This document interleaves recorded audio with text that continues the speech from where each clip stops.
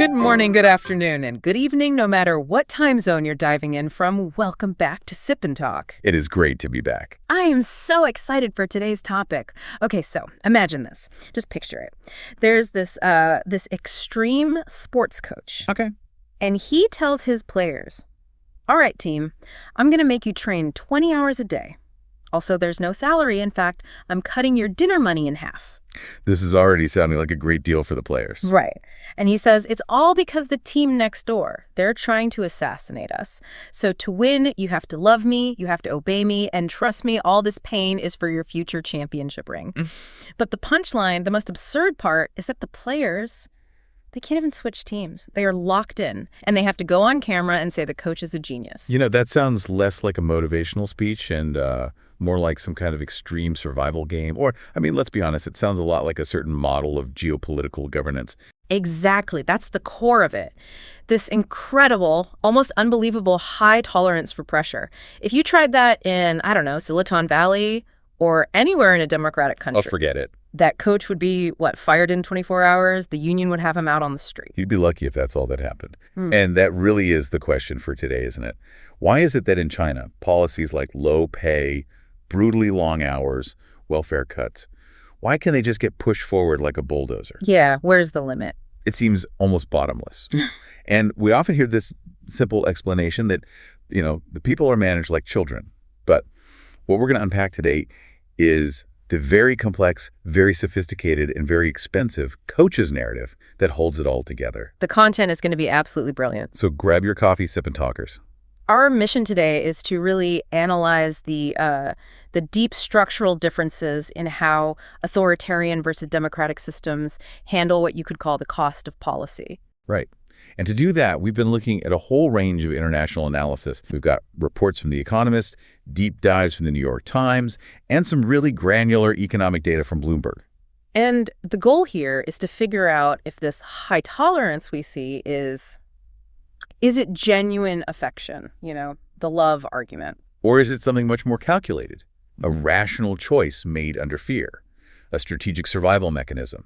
And that distinction, I mean, that changes absolutely everything. Okay, so let's jump right in. Section 1. Why do democracies just implode when these kinds of policies are even suggested? Yep. Why does our coach analogy fall apart the second you move it to, say, Germany or the U.S.? Well, it starts with the absolute core of the relationship. We're talking about the first big difference, a contractual spirit versus what you could call paternal command. A contract. Okay, so in a democracy, the government and the voters have a deal. Exactly. It's a transaction. The coach is given power, and in return, they're contracted to deliver some basic things. Economic stability, welfare, competence. So if the coach stops paying the salary, or the team keeps losing, the players, the voters, they can just say, you breached the contract, you're fired. And it happens fast. The Economist points this out all the time. Leaders in democracies who mess up basic welfare or the economy, they lose votes quickly. The system has a built-in, low-cost correction mechanism. You just vote them out. The contract is re-signed with someone else. Right. But in an authoritarian system like China's, that model just doesn't exist. The power flows from the top down, period. So the costs of a policy, like having to work longer for less pay, they get reframed. They're completely transformed. It's no longer an economic burden. It's presented as an obligation of collective sacrifice. The narrative kicks in.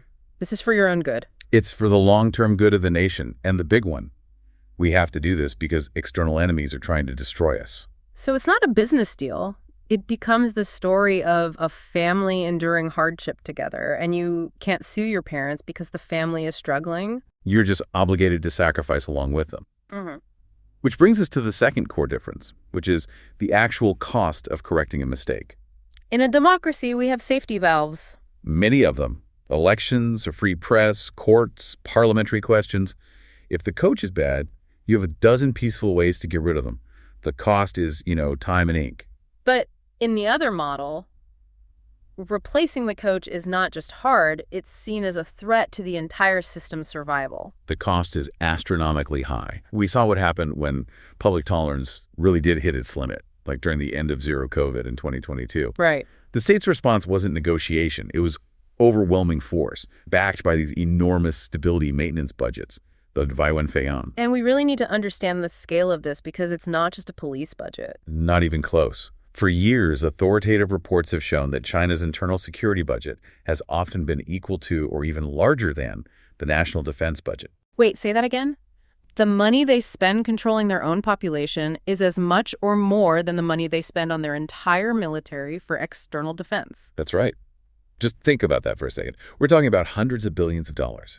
And that money funds the entire apparatus of control. So, surveillance tech. Surveillance tech, the salaries for millions of local enforcers, the big whites we saw during the lockdowns, the entire digital censorship machine, the Great Firewall. It proves that compliance isn't just voluntary love for the system. It is a highly managed, incredibly expensive operation. It's the ultimate tell. You don't need to spend $250 billion a year to manage a happy, consenting population. You absolutely do not. And that brings up the third difference. Yeah. Information, specifically the information cocoon. This is how the coach convinces everyone that the other team is, in fact, trying to assassinate them. Right, because if a leader in the West tried to justify cutting pensions by saying Russia is plotting to destroy us, the media would immediately demand proof. 1,000 investigations would launch. Whistleblowers would leak documents. The claim would be fact-checked into oblivion within hours. But in China, there's an information monopoly. A total monopoly. Yeah. The public's information diet is heavily curated. And the message you hear over and over from every direction is one of constant external danger. The West is trying to contain us. They're trying to hold us down. And this information asymmetry, it's brilliant in a way because it reinforces dependency. If you genuinely believe the world outside is chaotic and hostile, then clinging to a strong, powerful coach, even a brutal one, starts to feel like a rational choice. So that brings us to the big question, is this tolerance real belief or is it just strategic surrender? That is the core dilemma, and analysts are pretty split. You have two main camps. The first is the more traditional, you could say positive view, the love argument. Okay, and this is the idea of performance legitimacy. Exactly. The basic deal is this. The people agree to give up certain political freedoms, and in exchange, the government delivers rapid, tangible, material improvements to their lives. And for decades, that worked. I mean, you saw entire cities built from scratch, high-speed rail connecting everything, double-digit growth. Life was getting visibly better every single year. The coach was tough, but he was winning championships. And as long as that was happening, people tolerated the 20-hour training days. There's a cultural element to this too, right? This idea of the ruler as a parent official. Yes, the Confucian legacy. The leader is supposed to provide both benevolence, which is the economic growth, and authority, which is the strict policies. And the people grant their tolerance in exchange for that stability and prosperity. Okay, so that's the love argument. What's the other side? The fear argument. This is the more critical structural view, and it argues that what we're seeing is not tolerance at all. It's the result of people being completely unable to afford the cost of resistance. This sounds like that psychological concept, learned helplessness. It's a perfect real-world example. If every time you try to push back, you lose your job, your social credit score tanks, your kids can't get into a good school, eventually, you learn that resistance is futile and incredibly costly. So showing tolerance or, cheering for the government online, it becomes the only rational survival strategy. It's the only path to protect yourself and your family. And the mechanism that enforces this is what some analysts are calling the digital leviathan. Okay, that sounds dramatic. What does that actually mean in practice? It's the whole integrated system of control. It's not just cameras. It's AI-powered surveillance, facial recognition, your social credit score, your digital payment history, all linked together and monitored. So it's designed to be preemptive, to stop dissent before it even starts. That's the key. If the system flags you for, say, trying to organize a protest with your neighbors over a local issue, your social credit score could be downgraded instantly. And what does that mean? It could mean you can't buy a train ticket, you can't get a loan, you're effectively a second-class citizen. The threat of being digitally banished is an incredibly powerful tool for ensuring compliance. But even with all that, people are pushing back. It's not like there's zero conflict. Not at all. And that's the paradox. If everyone was truly passive and happy, you wouldn't need that massive stability maintenance budget we talked about. So where are we seeing the friction? Well, let's look at the data from 2025. Labor rights is a big one. We've seen reports of multiple strikes from construction workers, gig economy drivers, especially in the big manufacturing hubs. And these aren't political protests for democracy? No, they're much more basic. It's people saying, you owe me my salary. The contract was, I work, you pay me. Honor the contract. And you mentioned a huge spike in rural protests, something like 70%? A 70% increase in 2025 compared to the year before. That is a flashing red light. Yeah. And it's almost all driven by the property and debt crises. So this is local governments seizing land to pay their debts, or people whose life savings vanished into one of those rotten tail apartment buildings that never got finished. Exactly. For a rural family, that's everything. It's their only asset. So when that's taken, the desperation boils over. And what about the younger generation? They're not exactly protesting in the streets. No, their resistance is much more silent. It's what they call lying flat, tang ping. Which is basically checking out of the rat race. It's a conscious rejection of the whole high-pressure system, refusing to work the 9-9-2-6 schedule, refusing to buy into consumerism, delaying marriage, not having kids. It's a kind of social strike. It is. It's withdrawing their consent and their labor from the economic engine. It's a very powerful, quiet form of protest. So it really comes back to that paradox. If the people are just children who need managing, why spend a fortune on a digital leviathan to keep them in line? The only logical conclusion is that the tolerance is a strategic surrender. People are staying on the field because the cost of leaving is, for now, higher than the pain of staying. Okay, so let's put some real meat on these bones. We've got 5 major policies from recent years that are they're unthinkable in a democracy. They show this collision between paternal authority and the individual. These cases perfectly illustrate how policy costs are pushed downward onto the people. Let's start with the big one. Case 1, the 3 years of zero COVID lockdowns. I mean, just an unprecedented social experiment. We're talking about entire mega cities of tens of millions of people completely sealed shut for months. The health codes on your phone that dictated whether you could leave your own apartment building. The physical barricades, the stories from the Shanghai lockdown in 2022, people having their doors welded shut. It had a massive impact on everything from mental health to the global supply chain. And the justification was always collective safety. How did they enforce that for so long? Through the grassroots. The local neighborhood committees and the big white enforcers were given almost total power over people's daily lives. Food, medicine, everything.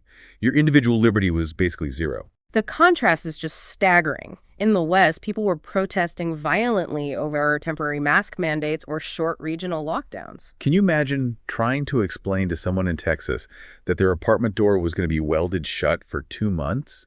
It's not in the vocabulary of what's politically possible. Okay, case 2, and this one is causing huge anxiety right now. Delayed retirement. This is the state trying to deal with a massive demographic cliff and a looming pension crisis. So the policy is to gradually push back the retirement age for everyone. On the surface, okay, a lot of countries are doing that, but the context here is everything. It is, because this policy collides with a uniquely Chinese phenomenon, the 35-year-old employment curse. Right. The widespread discrimination against any worker over 75, especially in tech. You're seen as too old, too expensive. So you're being pushed out of the workforce in your mid-30s, but now the government is telling you that you have to wait an extra 5, maybe 10 years before you can get your pension. That creates this huge, terrifying gap where you could be unemployed and have no income.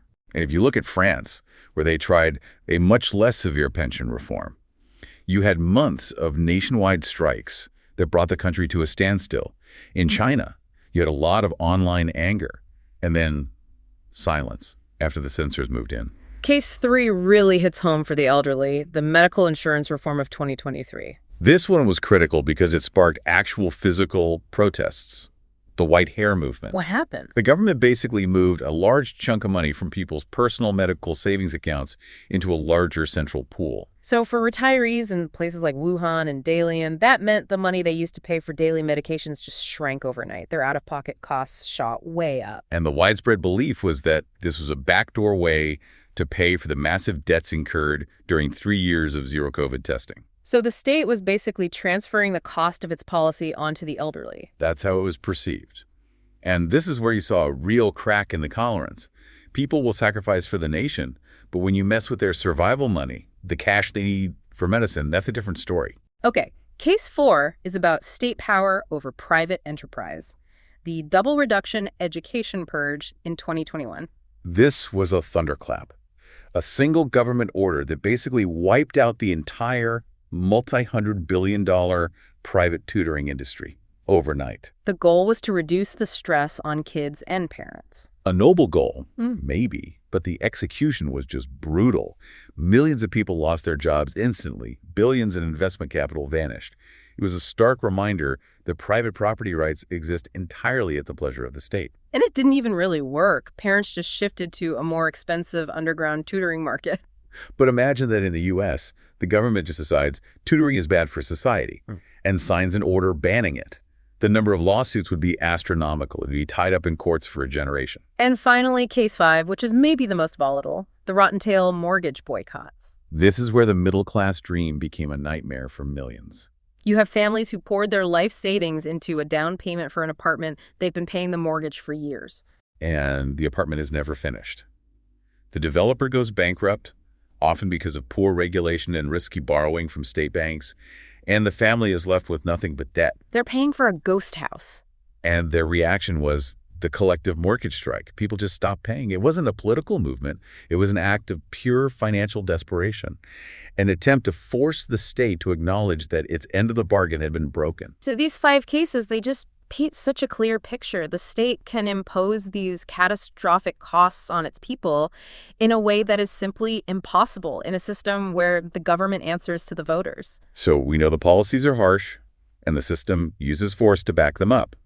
But force alone is inefficient. It's expensive. Right, that huge stability budget. So the system relies just as much on what you could call narrative construction.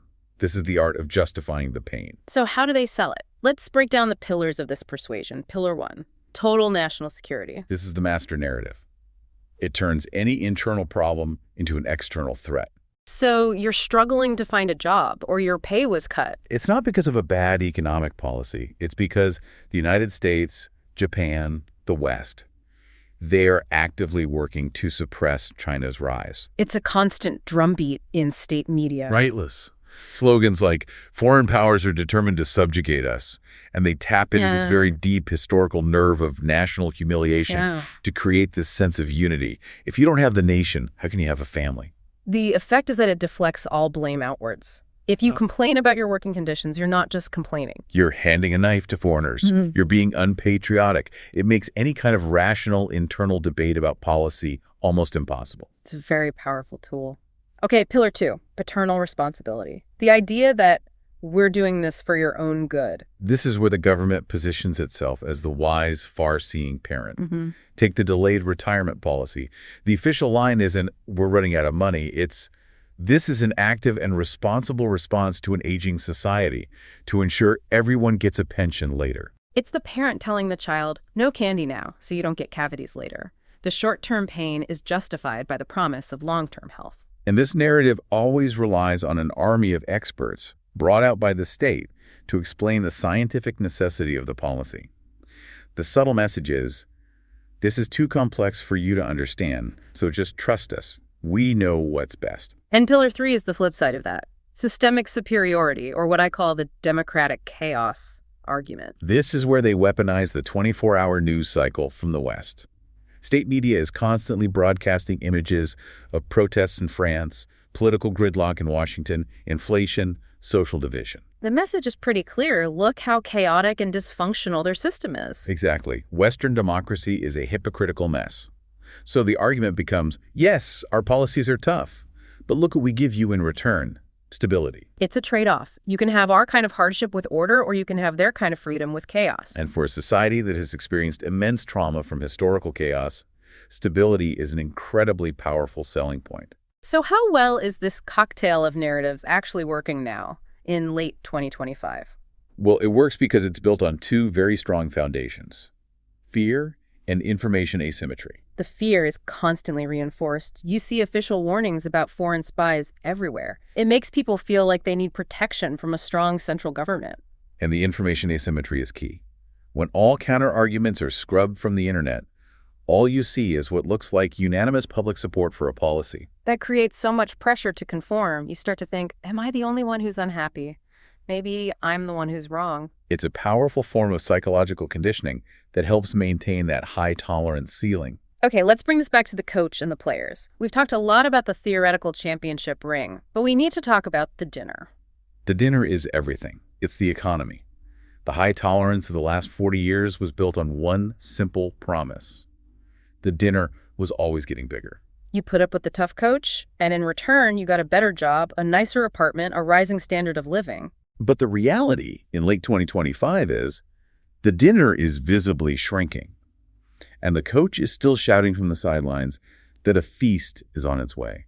Let's look at that gap. The official story is still pretty positive. GDP growth is, what, around 5%? Right. The narrative is stable, positive, high-quality development. But independent analysts, like at the Rhodium Group, they're telling a very different story. They're estimating actual growth is probably closer to 2.5 or 3%. And this isn't just a temporary dip. This is a deep structural slowdown. Driven by the property crisis. The property crisis, massive local government debt, and really weak consumer spending. The rewards for putting up with the system are diminishing fast. And the group feeling that most acutely is the younger generation, the youth unemployment crisis. The numbers are just brutal. For the 16 to 24 age group, the official unemployment rate has been hovering around 17–18%. That's millions of educated young people with no meaningful work. Right. The generation that was promised the most is getting the least. And their response is lying flat or trying to get one of those super competitive but stable government jobs, the Iron Rice Bowl. This strikes right at the heart of that performance legitimacy argument. The deal is breaking down. It is. And you see it in other ways, too. The huge increase in rural protests over land and debt, the nostalgia you see online for the good old days, which is a quiet way of criticizing the present. So the big question, how long can this tolerance last when the dinner plate is half empty? Well, let's think in time horizons. In the short term, say the next 1 to 3 years, the system can probably hold. Why? It still has huge buffers, massive foreign reserves, food security, and a lot of older people who still remember going from extreme poverty to relative comfort. For them, the government's narrative still holds a lot of weight. And the protests, while they're increasing, are still localized. It's people wanting their money, not wanting a revolution. Exactly. And the main response from the frustrated isn't rebellion, it's withdrawal. It's lying flat, or for those who can, it's emigration, trying to run from the system. But what about the medium to long term? 5, 10 years from now? That's where it gets much more volatile. Historically, authoritarian regimes that base their legitimacy on economic performance don't do well with long-term stagnation. The Soviet Union is the classic example. Right. If growth stays below 4%, and youth unemployment stays in the double digits for years on end, that social contract really starts to crumble. And the critical point is when the pain moves up the ladder, right? When it's not just migrant workers, but the urban middle class. That is the absolute threshold. When the middle class starts to feel serious mortgage stress, anxiety about their kids' education, fear that their retirement savings are at risk, that's when the tolerance ceiling gets dangerously low. Especially because the younger generations, the post-90s kids, they have no memory of the bad old days. All they've known is growth, and now it's gone. They just see the bill arriving. The old narratives just don't work as well on them. Okay, to wrap this all up, let's do a quick kind of fun segment. Let's take those 5 unthinkable policies and imagine they were announced in Washington or Paris. Who gets fired first? Oh, in a democracy, the accountability chain is like a guillotine. It's fast and it's brutal. So, target number 1, the local officials, the department heads. Gone in a week, maybe days. They'd resign over incompetence or execution errors. In the authoritarian model, loyalty is what matters. In the democratic one, it's competence, or at least the appearance of it. Target number 2, the ruling party. They'd be toast in the next election. 6 months to a year, max. They'd lose their majority, face endless investigative committees. Public opinion would turn on a dime. Target number 3, the policy itself. The policy would probably die before the politicians. The courts would step in, rule it unconstitutional, and that's that. Policy legitimacy comes from the law, not just a political decree. And the one person who never falls is the voter, the citizen, because they're the ones who authorize the system, not the ones who are consumed by it. Now, for the fun part, let's run the street riot scenarios. Okay. 0 COVID lockdowns, welded doors, 3 years of it. In the U.S. Oh, my. People would be taking up arms demanding freedom. In France, you'd have general strikes, burning tires. The government would fall in 48 hours. The police would probably refuse the order. The double reduction tutoring purge, wiping out a private industry overnight. In the U.S., massive class action lawsuits that would last for decades. Parents' groups would be marching on Washington, screaming about government overreach into their family lives. Okay, what about the underage gaming limits? 3 hours a week, enforced by facial recognition. The gaming industry lobby would spend $1 billion to kill it. But more importantly, American parents would go ballistic. You're using facial recognition to monitor my kid's PlayStation. The policy would be laughed out of existence on day one. Last one. The 30-day divorce cooling-off period. You'd have every civil rights and feminist group in the country suing the government for unconstitutional interference in private life. The hashtag #MyChoice would be trending globally. The government would have to issue a groveling apology. The lesson is so clear. The cost of a bad policy is transferred directly onto the politicians. That's the fundamental design difference. So our final conclusion here, after this really deep look, is that the difference isn't really cultural. It's structural. It's about the mechanics of power. Exactly. In a democracy, the cost of policy is paid in votes and resignations. In an authoritarian system, that same cost is borne almost entirely by the people. The players are still on the field not because they love the coach, but because the cost of leaving, the surveillance, the social credit system, is just too high right now. But as the data shows, they're getting hungrier. And their patience is not infinite. That shrinking dinner is the ultimate test. When the economic rewards disappear, the old narratives about performance just stop working. And that could lead to a very uncomfortable, very unstable future. It's a real risk. As we close out, I just want to say this was a tough but really necessary conversation. And we want to acknowledge the incredible resilience of the people navigating this. The road ahead may still be long, and the economic night might feel cold. But the Chinese people have always possessed this amazing toughness to get through hard times. History shows that as long as people are striving for a better life, change eventually does come. Today's pressure won't forever hold back tomorrow's possibilities. The diligence and wisdom are still there. When the economy finally hits bottom and reforms begin, the creativity of the next generation is going to emerge. Hope is never just given to you. It's something you have to fight for and earn for yourself. Thank you so much for joining us for this session of Sip and Talk. It was a really important discussion. And as always, please subscribe to the Sip and Talk podcast. And you have to check out our old friend Mickey's YouTube channel, Mickeytolife, for all the best memes and travel vlogs. We're still waiting on that 10th vlog, Mickey. You really are. When is it coming out? We have to know. Until the next time, Sip and Talkers. Bye for now.